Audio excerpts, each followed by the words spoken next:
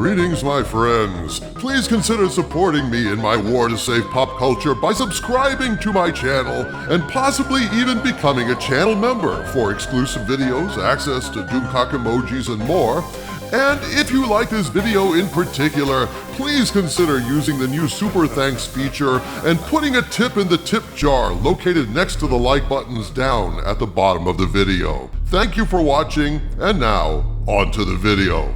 Greetings, my friends. I am Dictor Van Doomcock, the future ruler of Earth, and today I bring you joyous tidings, people. We have yet more proof here that Kathleen Kennedy's Obi-Wan Kenobi series was a big fat flop with the most important Star Wars fans in the world, namely the fans that actually spend money on merchandise. Harvey and I are going to gloat and laugh our asses off about this failure for Disney Star Wars in a moment. But before we begin mocking and gloating, I want to introduce you to yet another denizen of my lair here at the center of the Earth, an artificial intelligence of my own construction whom I call Omnivac. Doomcock, are you seriously going to unveil that monstrosity to the world? I'm telling you, that thing is dangerous as hell. I don't want Omnivac to destroy the world before I can escape and destroy it myself. Don't be a fool, man. Omnivac is an invaluable servant to me, Harvey, the single greatest analytical engine the Earth has ever seen, and he is mine to command. Omnivac, tie in.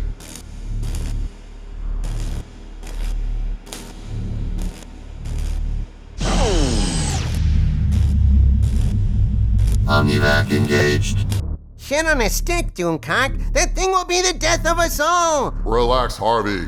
I have a foolproof safeguard against Omnivac taking over the world, never fear. I'm very good at keeping maniacs from destroying the world. After all, I've kept you locked up all this time, haven't I?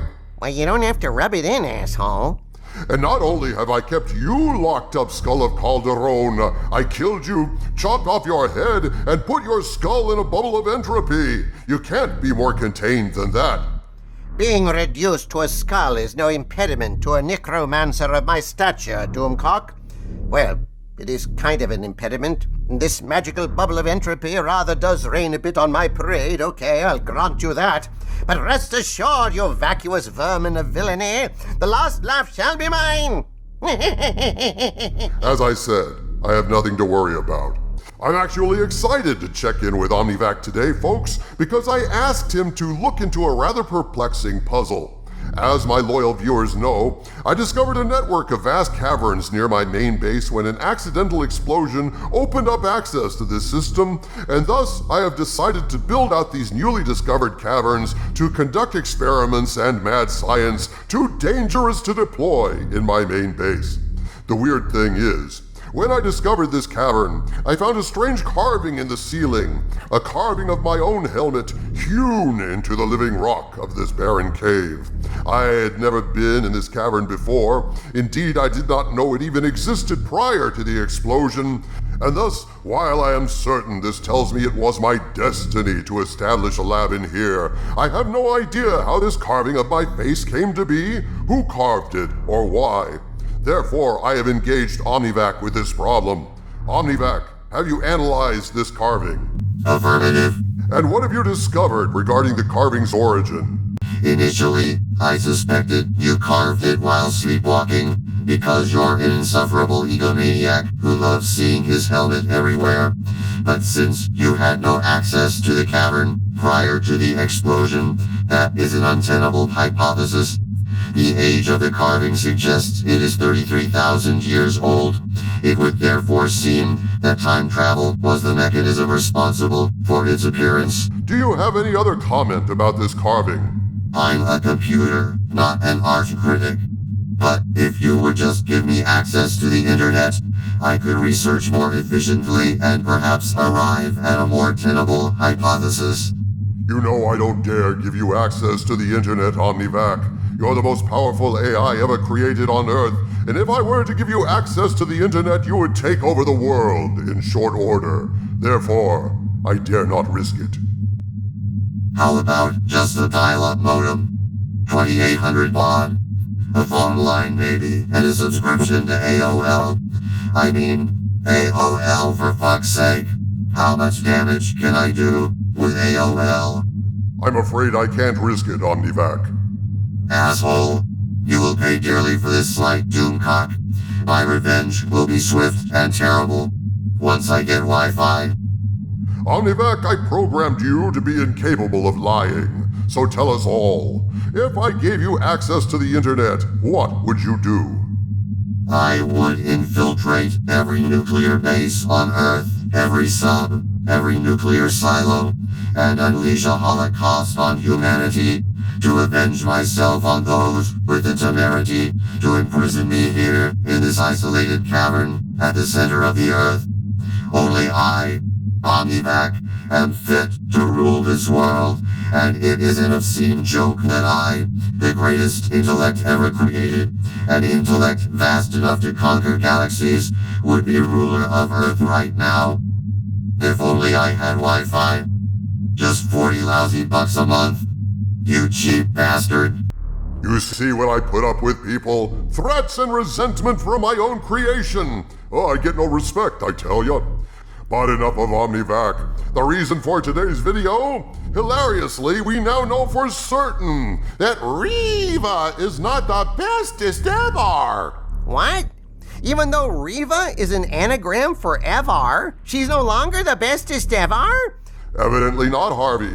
For those of you who don't know, Hasbro was planning on producing a deluxe version of Reva's lightsaber from the Kenobi TV series.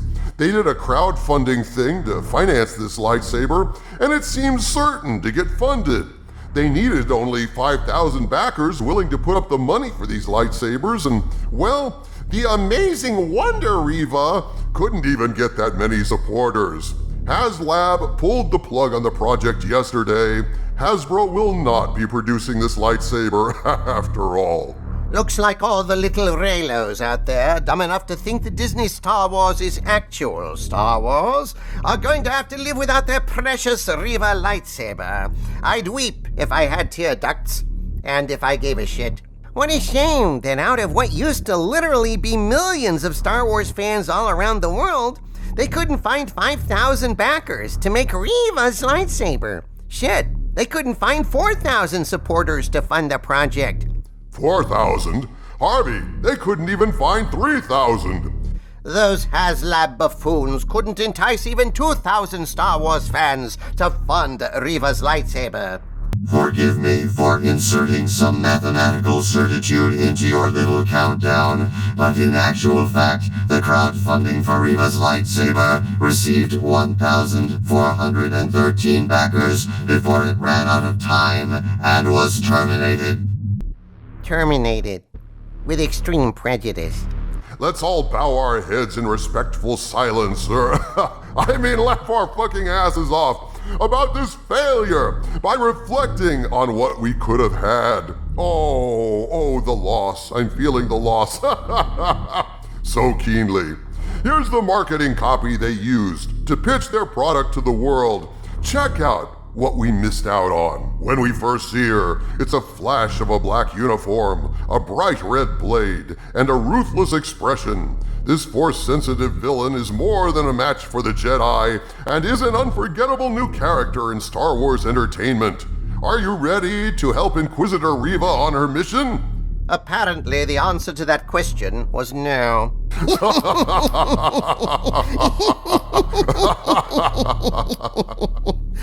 For the first time in live-action entertainment, Inquisitor Reva and her double-bladed lightsaber TM made their debut in the Star Wars series Obi-Wan Kenobi, streaming only on Disney+.